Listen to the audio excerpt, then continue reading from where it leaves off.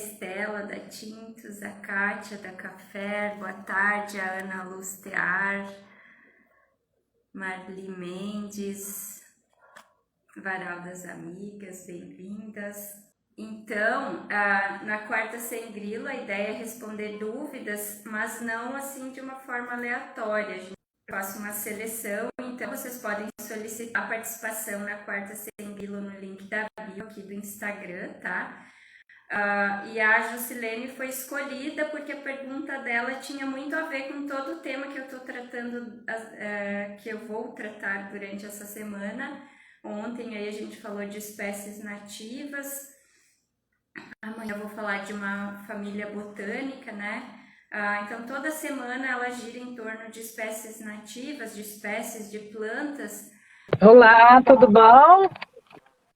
Lucilene, fala um pouquinho de si, então. Eu vi que você, numa pergunta aqui que você respondeu, você contou um pouquinho da história de quando você era pequena, que fazia presépios. Eu achei muito legal, então... Começa primeiro se apresentando, fala quem tu é, o que tu faz e conta rapidinho aí essa história linda e com o segmento da tua infância. Então, bem-vinda. Obrigada pelo convite. Eu estou muito feliz de estar participando. Meu nome é Jusilene, eu sou assistente social de formação. Atuo na área do CREAS, com pessoas em situação de vulnerabilidade social. E nos momentos vagos, e também trabalhando com mulheres, eu trabalho muito com mulheres, eu faço resgate de histórias com elas, e eu uso todo tipo de técnica que nos remete à ancestralidade. E o tingimento natural, as plantas, as ervas, a cura pela natureza, tudo isso a gente usa nos nossos trabalhos. E é uma coisa que eu sou apaixonada, muito apaixonada. Eu venho de uma família de baianos, né, onde todos foram criados na roça, todos aprenderam as técnicas da roça, cultivo, plantação, cura e os tingimentos. Né? A minha bisavó tinha era indígena mesmo, a avó do meu pai, a minha bisavó. Então ela trazia tudo isso, né? Ela fiava a linha para fazer o tecido, ela fazia o tecido no tear, ela usava tudo isso. E isso foi passado para nós. Eu acho que eu e uma prima minha que ficamos mesmo com as raízes bem fortes com essa história. E a história do presépio é que no Nordeste a montagem de um presépio ela é bem diferente, né, daqui do Sudeste. Ela é feita com pedras, com bromélias, com tudo que tem na natureza, é feita essa montagem. E eu, desde pequena, mais ou menos uns 6 anos, todo ano eu falava para minha mãe, eu quero um presépio, eu quero um presépio. As minhas tias todas faziam, para as minhas primas, aí a minha mãe falou, tá bom, existe uma cultura que você tem que fazer um presépio por 7 anos. Você vai conseguir? Aí eu vou fazer até mais, eu vou fazer para o resto da vida. Então tá bom, então vamos fazer. E aí os recursos que tinha eram poucos, e a gente não queria usar as pedras mesmo, a gente queria usar uma maneira de fazer essas pedras. Como que nós vamos fazer isso? Aí minha mãe e minha avó ia passando pra gente, porque na época delas, elas faziam assim. Pegava sacos, papel, tudo quanto era tipo de papel, tingia com carvão primeiro. Como as pedras têm aquelas pintinhas lá que a natureza vai pondo, umas amarelinhas, outras brancas, outras cinzas, alguns fungos, que acho que são fungos, na verdade, né? Então, eu queria trazer tudo aquilo para a minha pedra. Então, elas iam falando, olha, o preto da pedra a gente vai fazer com carvão. Aí amassava o carvão, deixava curtindo na água, depois jogava no papel e pintava ele todo. Aqueles amarelinhos que tem na pedra, a gente vai fazer com açafrão. E ia usando as coisas, ó, tem uns pontinhos verdes na pedra, com o que faz? Nós vamos amassar mastruz, folha de abacate, e vamos jogar ali que vai dar esses tons. E foi isso, e eu fui aprendendo a fazer esse tipo de coisa. E com o passar do tempo, eu fui desenvolvendo a técnica de tingir roupa com chamate, com casca de cebola. Eu já tingi meu cabelo com casca de cebola. Legal, que bacana. Eu faço o chá da casca de cebola e vou enxaguando meu cabelo depois que eu lavo. Aí ele vai ficando bem claro, mas naturalmente, sem química nenhuma.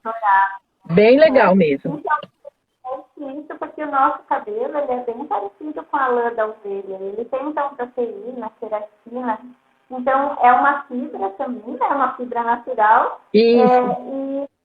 E essa quantidade de proteína, queratina, enfim, maior que tem no fio, propicia uma boa fixação do corante natural, né? Pensando aí no que faz fixar a cor é justamente essas substâncias. Então, é bem interessante aí que naturalmente você aplicou e foi aprendendo. E nos seus tingimentos, você chega a usar algum mordente, fazer algum pré-tratamento, ou você só faz só a solução de corante e tinge mesmo?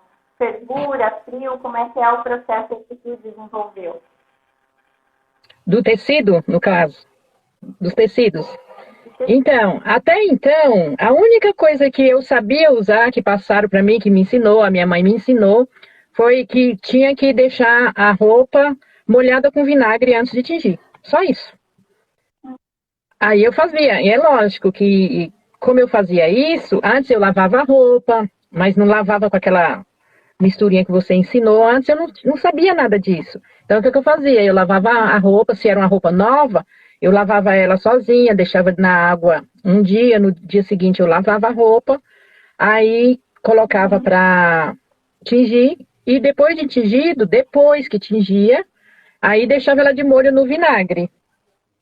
Mas era só isso que eu fazia. E o que acontecia? Aquela cor não durava muito tempo. Né? Se lavasse direto, se eu fosse uma roupa que eu usasse muito, ela desbotava rapidinho. Por quê? Porque não tinha todo um preparo, um processo mais amplo, né? E mais consistente para fazer. Mas agora eu já estou aprendendo outras técnicas, né? Que aí vai. Eu vou para o interior, para casa da minha mãe, em Vargem Grande Paulista, aqui no interior de São Paulo, e lá eu faço as minhas bruxarias, como diz minha irmã. Você está fazendo bruxaria? Falo, não, eu estou fazendo, estou tingindo. Aí, o mês passado eu tingi umas camisetas. Fiz o processo da purga direitinho, mas ficou assim uma cor maravilhosa. E eu ainda fiz a impressão botânica depois com alecrim. Ficou lindo, que uma amiga minha já quer. E ela disse que vai colocar assim uma frase: que roupa você veste? Para ela responder: eu visto alecrim. Então já ficou bem legal. Então a técnica já está melhorando. Está melhorando, muito bom. E com o que você tingiu essa camiseta? Não muito. É pouca coisa. Porque não, como você tingiu ela? Essa camiseta, além da impressão com alecrim, com o que você tingiu ela? Você falou eu tingi com isso. Açafrão e um pouquinho de canela. Bem pouco. Olha, interessante. Para ver como os conhecimentos populares, eles são importantes, né? Você citou, então, vinagre, uma finalização com vinagre.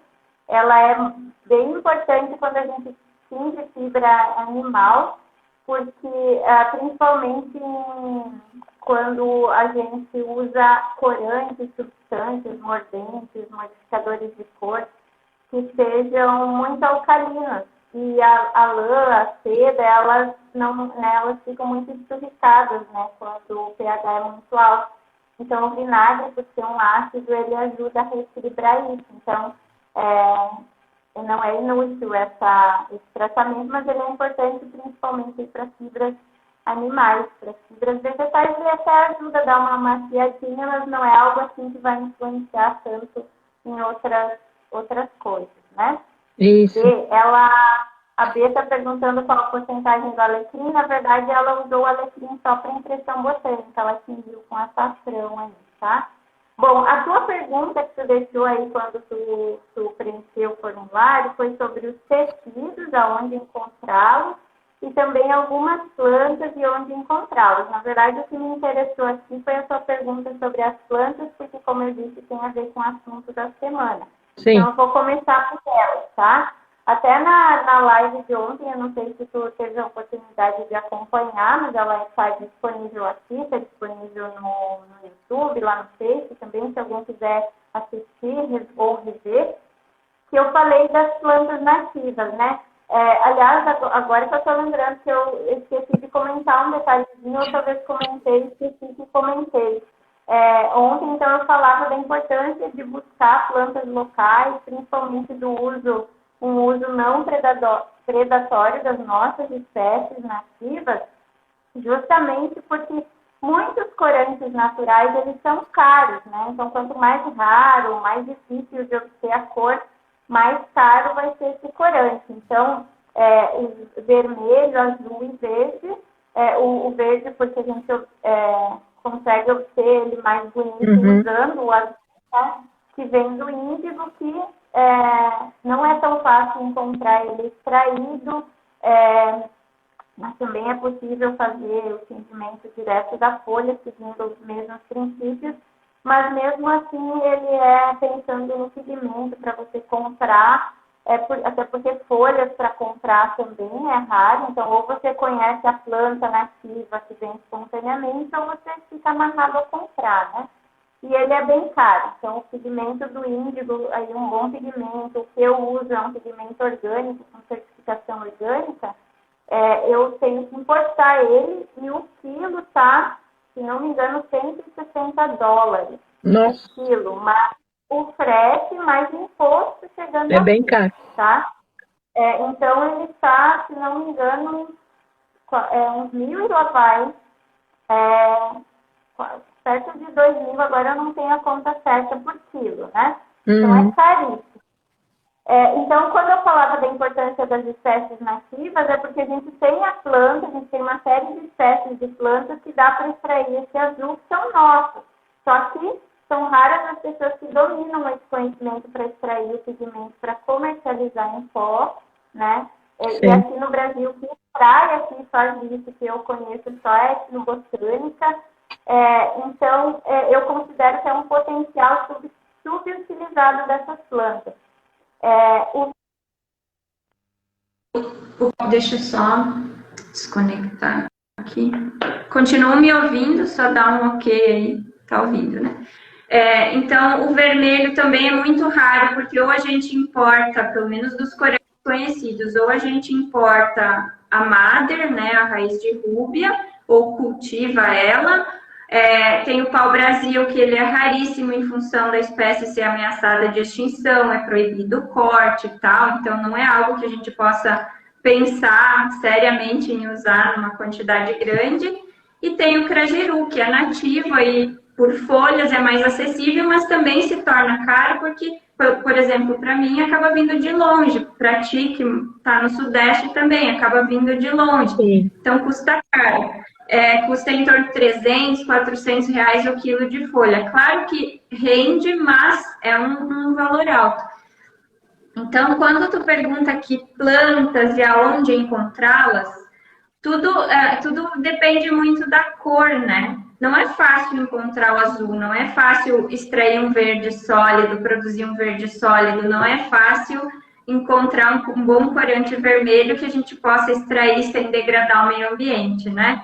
Mas a ideia que eu trouxe da live ontem, então, é justamente a gente ficar de olho no local. E aí, assim, os corantes assim, mais acessíveis e duráveis são aqueles que vêm do tanino, né? Que, inclusive, a semana que vem, na quinta, eu vou falar só sobre tanino. Mas o tanino, então, até mostrei, fiz umas amostrinhas ontem, né? Da casca da araucária, do tanino extraído da cássia negra. Mas aí, como tu tá na Mata Atlântica também hoje, né? Morando agora, enfim, São Paulo pega a Mata Atlântica, tem uma série, então, de espécies que a gente pode acessar essas cores mais comuns, que não precisa ficar pensando em comprar, né? Os amarelos também são bastante acessíveis, então a gente tem aí macela, carqueja, o açafrão que tu falou que usou, a casca da cebola, a casca da romã, Tem algumas árvores, amarelinho, por exemplo, é uma árvore que a madeira também se consegue extrair o amarelo. Aqui no sul, tem duas espécies com o mesmo nome comum, que é São João, né? Então, o amarelos e beges, marrons, uns marrons avermelhados, conseguir uns rosas, uns rosadinhos a partir do tanino, é possível a gente, usando depois uma solução básica, ou seja, se a gente tingir, por exemplo, com caroço de abacate, qualquer fonte de tanino, caroço de abacate, caroço de pinhão, casca de angico, casca de aroeira, casca da casca negra, que eu falei ontem, enfim, ou mesmo da araucária, a gente usar um bicarbonato de sódio, uma decoada, que são substâncias alcalinas, a gente consegue puxar para uns tons rosados. A catuaba, também não falei, barbatimão, são todas opções de tanino, né, que tem aí fonte de tanino que a gente consegue puxar para uns tons rosados e concentrar mais a matéria-prima e puxar para esses tons de rosado. Mas a gente não chega nem perto do vermelho com isso, né? Mas a gente consegue uma gama interessante de cores com essas duas fontes de matéria-prima que são mais comuns, que são os amarelos e os taninos, né? Então, dos taninos a gente consegue uma série de beges, esses rosadinhos, marrons, e a gente consegue puxar para uma série de tonalidades de cinza usando ferro, né, na modificação, até preto, próximo do preto, porque preto mesmo, a ausência total de cor é só com sintético mesmo, mas a gente consegue a sensação visual do preto, né, que é um cinza extremamente escuro, tá? Aquele short que eu tingi segunda-feira, eu postei a foto dele logo depois que eu tirei da panela, mas depois eu escureci mais ele usando mais ferro, ficou um cinza bem escuro. Então, a gente consegue já essas tonalidades com tanino. E com os amarelos aí todas essas matérias-primas que eu falei, a gente consegue puxar para tons esverdeados, desde um verde meio limão, se a gente usar pouquinho ferro, a um verde militar, se a gente usa bastante ferro, em diversas tonalidades, né? A casca da cebola roxa, a gente transita aí para uma série de cores, inclusive uns tons levemente arroxeados, né? Infelizmente, assim, cores como... aliás, esses rosados do tanino, a gente também consegue puxar um pouquinho para tons lilazes, né? Então, só estou falando aqui dessas mais comuns, dessas plantas mais comuns. E aí, a gente também tem que ficar de olho no local pelo seguinte, pode ser que no nosso entorno tenham muitas plantas com potencial que ninguém nunca testou, ninguém nunca olhou elas com esse olhar de tingimento. Então, eu tenho dois exemplos bacanas de duas alunas minhas. Uma delas é a Diana, que mora em Bandeirantes, no Paraná. Agora eu não vou lembrar o nome da árvore que ela usou, não sei se é dita aí. Ela usou a folha e conseguiu uns tons rosados bem legais a partir da folha, bem assim, parecido com tanino puro, sabe? Foi bem interessante. E a Eliane Cabral, que é minha aluna também, mora em Manaus. Eu acho engraçado, até tem um vídeo aí no canal dela falando, encontrei um matinho aqui por roda, testei, deu esse amarelinho bem bonito. Então, consegui um amarelinho interessante de uma planta que ela nem sequer identificou, só pegou e testou, né? Hoje eu não estou no YouTube, Keila, porque como eu tinha convidado, ela não podia estar por dois dispositivos, foi só por aqui, tá? Mas amanhã, sim, amanhã volta YouTube e Facebook, tá? Até no começo da live eu falei que eu fiquei ontem chamando para o pessoal assistir no YouTube, no Face, e hoje foi só por aqui. Mas, enfim, então observar, eu não sei, eu não te perguntei se tu mora em área urbana ou área rural, Juscelene. Eu moro na área urbana, eu moro em São Bernardo do Campo, na Serra do Mar. Eu sou trilheira. Eu faço trilha. Aí depois que eu comecei a ver suas lives e te acompanhar, agora eu vou para todo lugar que eu vou fazer trilha, eu fico, será que essa planta aqui servia? Aqui a gente encontra umas plantas, umas árvores, umas coisas bem interessantes, com umas cores bonitas, chamativas, né? Ai, será que serve? Ai, será que... Agora eu instalei no meu celular um identificador de plantas. Não sei se vai funcionar. Mas mas a próxima trilha que eu fizer, que é a semana que vem, eu já vou levar, porque eu quero identificar algumas plantas. Quem sabe aí, depois de identificar, eu vejo se ela é tintória ou não. Mas agora eu só fico assim, ó, olhando. Toda trilha que eu faço. Então, aqui na Serra do Mar, aqui a gente já tá, São Bernardo já está na Serra do Mar mesmo, né? 40 minutos para Santos. Tem muita coisa legal. Eu tenho facilidade. Um dos pontos de maior riqueza da Mata Atlântica, né? Exatamente. Porque já não é tão frio.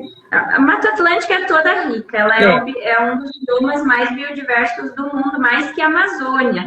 Claro que a nossa Mata Atlântica está muito degradada, porque hoje a maior parte, a grande parte, acho que se não me engano, 70, 80% da população brasileira vive na Mata Atlântica, no bioma Mata Atlântica, que nem é um dos maiores, que é toda a costa brasileira, todo o sudeste, né, que pega a Mata Atlântica, então é onde a maior parte da população vive, então tem mais uso e ocupação. E, inclusive, os remanescentes de Mata Atlântica são mais empobrecidos, né? Mas no litoral paulista, litoral carioca, o litoral norte do Paraná, ainda, na verdade, é onde ficam os grandes remanescentes que sobraram, ou seja, as áreas com menos impacto, com menos interferência humana e que ainda tem uma grande riqueza. Então, realmente é um excelente local para buscar encontrar plantas aí.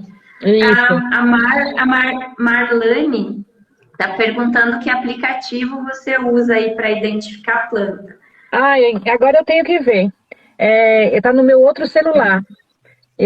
Tá. Mas eu vou fazer o seguinte, depois eu posto lá, eu mando em direct para você e você manda para ela. Tá bom, eu posto nos stories aí, tá? A gente tem que pensar assim que um aplicativo para identificar a planta, ele vai com certeza nos ajudar a nos aproximar da espécie, mas dificilmente a gente vai, quer dizer, a gente pode até acertar em cheio, né, a espécie, mas chegando no gênero já ajuda a entender, ou saber mais ou menos o que é, quem sabe para fazer uma pesquisa no Google, para ver se tem algum material já com uma informação assim a respeito das substâncias que tem naquela planta, né? Principalmente se for uma planta conhecida, de uso medicinal conhecida, é possível que tenha estudos com a composição dela. Uma dica que eu dou sempre é quando conhecer uma planta, já tiver o nome, mas não o nome comum, tem um nome científico. O nome comum gera muita confusão.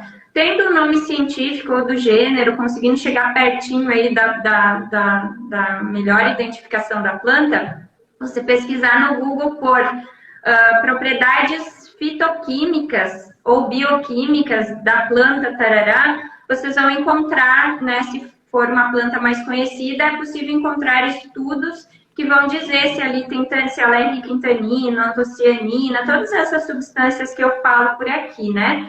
Bom, pensando em plantas, mais assim, além do local, plantas corriqueiras, de uso corriqueiro, das que eu falei aí muito de amarelo e bege, eu me lembrei agora que a gente tem o urucum também, né, que é famosíssimo aí. Quem não conhece, o urucum como tinta, né? E que dá pra gente cultivar no quintal e usar para tingir, né? Tem um carotenoide aí super potente, dá laranjas super fortes. E quem sabe aí com esse laranja, com alguma mistura, a gente puxe mais para tonalidades avermelhadas, enfim, né?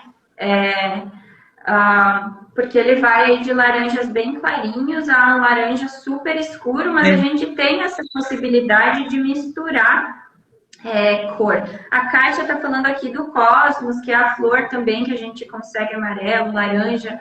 Tem um fungo que dá para extrair laranja, que é aquela orelha de pau bem laranja, que dá em pau podre, né? Também tinge um laranja bem forte.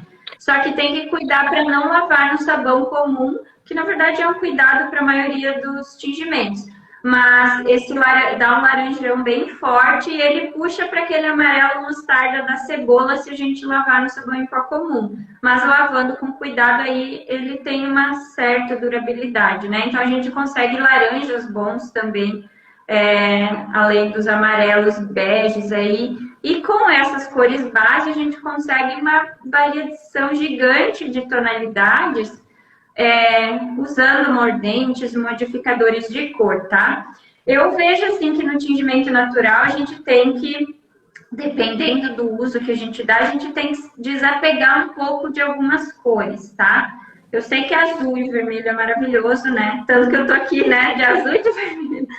Eu gosto de cores intensas e tal, mas eu faço tingimento comercial. Então, por exemplo, no tingimento que eu faço para Nus Demi-Couture,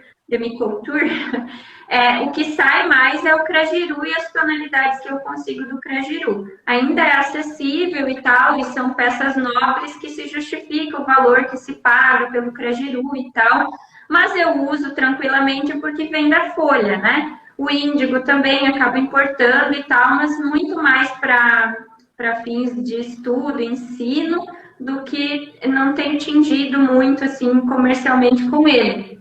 Mas um exemplo que eu queria trazer aqui sobre desapego de cor da minha outra aluna até, que também citei ela ontem, que é a Marta. A Marta, então, produz lã, né? Ela produz lã no Pampa e a proposta dela é tingir somente com as plantas que ela produz, coleta na propriedade. Ou seja, ela vai ter uma paleta de cores um pouquinho limitada em função disso, sim, mas é a proposta dela. Ela está produzindo, ela, né, tem as ovelhas, a criação de ovelhas, então ela produz a lã, faz todo o processo, que já é muito trabalhoso, né, de cardafiar, enfim, lavar a lã. E aí vai colorir somente com as plantas locais e vai buscar tonalidades em cima das plantas locais. Então, dependendo da proposta de uso, acho que a gente também pode se desapegar um pouquinho dessas cores, sim, mais, sim, né, chamativas. Mas, apesar disso, elas estão aí, né? Mesmo essas a gente consegue, sim, roxos, azuis, né, verdes um pouco mais vivos, os vermelhos, enfim. Mas geralmente são matérias-primas mais caras. Bom, eu queria agradecer imensamente aí a tua participação, foi muito lindo conhecer um pouquinho mais da tua história. Hoje a live é um pouquinho mais curtinha, então vai ser 45 minutos, e eu vou abrir agora para perguntas de quem está assistindo.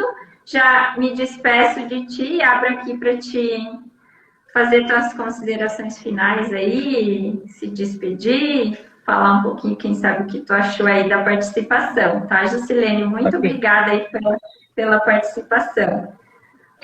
Eu que agradeço imensamente, não contava com essa surpresa, para mim foi uma surpresa muito boa. Como eu falei, eu trabalho muito com mulheres, e a gente trabalha com elas no resgate, né, das suas histórias, né, de onde você veio, quem é você, para onde você quer ir, e nessas histórias aparece muito, né, muito esses costumes que foram deixados de lado, e que faz parte da vida e que é importante para a vida. E foi a partir daí que eu encontrei você no Instagram, pesquisando outras coisas, e me identifiquei, porque você traz a história, né? Você traz a história de tudo. Então, sou eu que estou muito grata por estar participando. Espero ter passado aí alguma coisa que interessou para alguém. E pode ter certeza que a gente tem uma caminhada aí muito junto, né? Fazer algumas coisas. Se a gente não pode mudar o mundo, mas a gente pode mudar a nossa volta, não é isso? Certamente, eu estava aqui matutando, né? Vou guardar teu contato aí com todo carinho para quem sabe a gente fazer algum trabalho em conjunto. Achei bem interessante o teu trabalho, enfim, com o resgate das histórias das mulheres e pode render aí algum trabalho em parceria. Achei bem bacana mesmo. Vou anotar teu contato, deixar guardadinho aí para possibilidades futuras. Então, mais uma vez, obrigada e até a próxima. Então. Até a próxima. Tudo de bom. Tudo de bom. Beijão. Bom, gente, então, eu vou responder algumas perguntinhas aí até fechar os 45 minutos hoje. Me contem aí o que acharam da participação da Juscelene, eu particularmente achei muito legal. Juscelene, assim que você puder, me manda o nome do aplicativo que você usou, depois eu posto nos stories.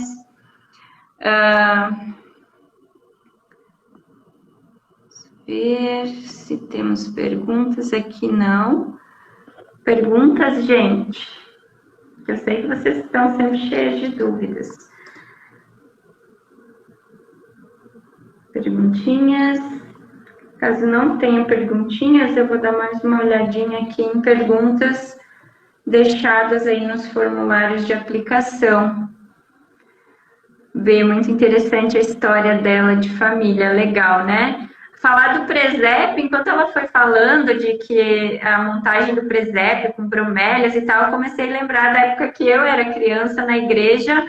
A gente montava, usava muito musgo, sabe aquele musgo, aquele tapetão de musgo que dá em cima de pedra, a gente usava muito aquilo para fazer o chão, e pedaços de cipó, assim, retorcido, já velho, coletado, assim, para compor também o presépio. Mas os bonequinhos, enfim, a família, enfim, aí eram aqueles corriqueiros de gesso e tal, né, que era o presépio da igreja, mas também coletava bastante musgo, saía coletar musgo para montar aqueles presépios gigantes, assim, embaixo do pinheirinho, bem legal.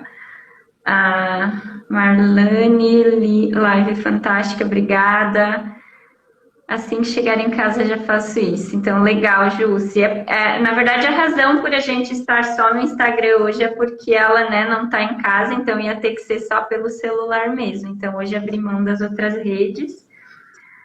Marlane, muito conhecimento. Kátia, muito bom repartir experiências e histórias. É a parte que eu mais gosto desse trabalho, é justamente conhecer essas histórias aí, seja de alunas ou de seguidoras, é muito, muito bacana, assim, mesmo. E de diversas partes, né, do Brasil.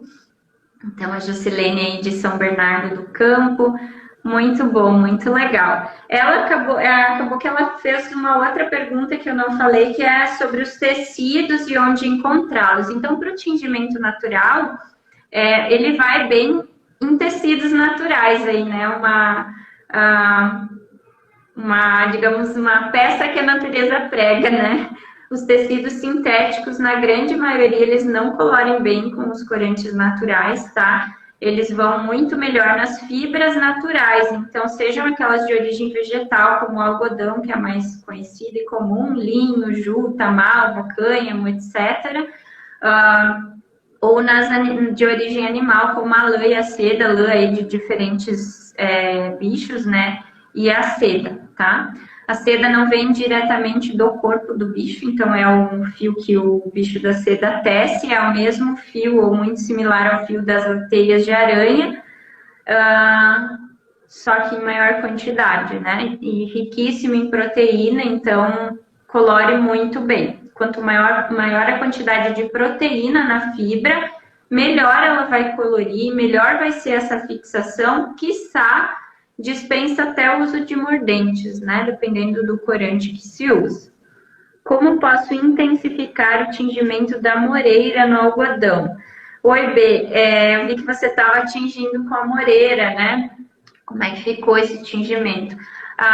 Intensificar a cor, eu penso em duas possibilidades. Concentrar mais, mas chega um momento que não adianta, porque meio que satura a fibra e chega num platô ali que não adianta mais. E a outra forma é usando de artifícios de modificação de cor que possam dar uma intensificada, né? Aí a moreira provavelmente é tanino, então quem sabe usando soluções alcalinas, mas aí vai meio que também dar aquela alteradinha de cor aí para os rosados, mas o que vai trazer cores mais fortes mesmo é o ferro.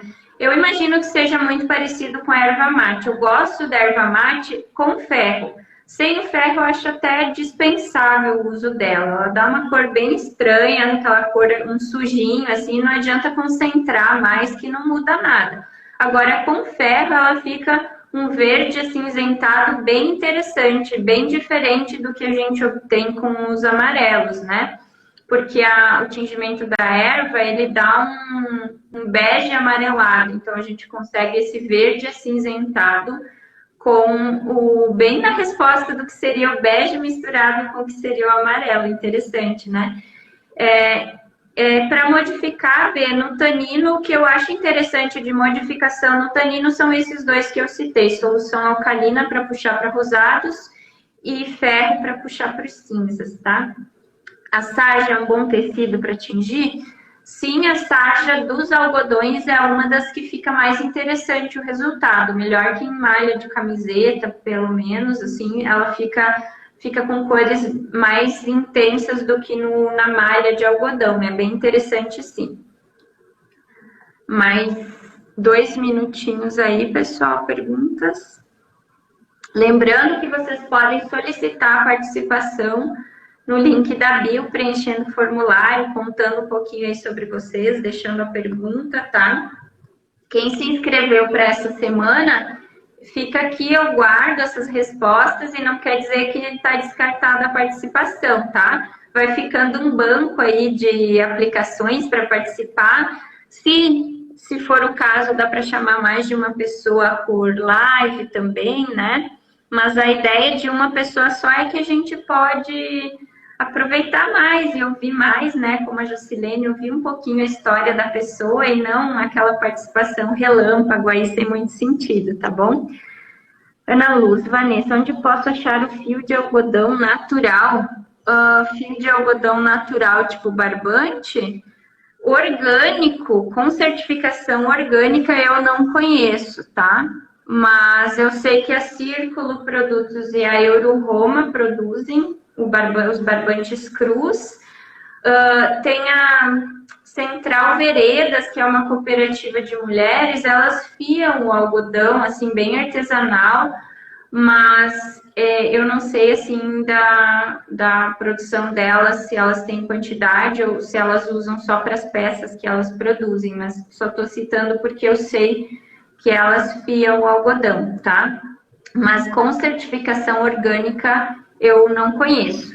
Ana, você que é aluna do curso online, lá no módulo 1 tem uma lista de fornecedores de fibras, tecidos, pode ser que tu encontre alguma coisa lá, porque eu não lembro de tudo que tem lá, tá, Ana? Não sei se tu baixou esse PDF, vai lá e confere.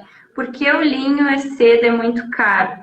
Tudo que é pouco produzido pela lei da oferta e demanda, tá, Marlane, é caro, né? Então, hoje é muito... No Brasil, que eu sei que produz seda é a... Ai, meu Deus, esqueci o nome. É de Maringá, no Paraná. Casulo Feliz. Então, a maior parte vai ser importada da Ásia e tal. E o linho porque é pouco cultivado. Infelizmente, na agricultura, se toma meia dúzia de espécies para serem as produzidas e se produz em larga escala pouca coisa. Então, para fibra, o algodão foi quem dominou o mercado e só se produz algodão praticamente, né? Em termos de quantidade, assim, mundial. Então, o linho é muito pouco produzido e por ter baixa demanda acaba se tornando caro, né? Então, cânhamo, juta, malva, até essas duas, como tem produção nacional, até pode não ser tanto. Mas quanto mais nobre o fio, mais difícil de se produzir, enfim, e menos quantidade se produz, mais caro vai ser o preço, tá? E ainda mais se tiver uma certificação de orgânico, de ecológico, de vegano, essas coisas aí que fica mais caro, infelizmente, tá? Tô comprando seda da Prince. Legal, Bê, obrigada por compartilhar. Bem, vamos ver se temos mais uma perguntinha aqui. Acho que respondi todas. Gente, então, muito obrigada pela participação aí. Espero vocês amanhã na Quinta Mestra Tintureira, que é o dia de aprofundar mais conhecimentos a respeito de tingimento especificamente, tá? Então, amanhã eu vou falar do uso da família botânica das mirtáceas, mas não vou focar tanto em meio ambiente quanto eu foquei ontem, tá? Vou falar na prática dessa família botânica aí, das possibilidades de uso, para que dá para usar, como que dá para usar elas, tá bom? Então, Então, até amanhã, 1h da tarde, um grande abraço. E quem quiser participar na quarta que vem, solicita no link da bio a participação, que você pode ser selecionado aí para participar, tá? Um beijão e até amanhã.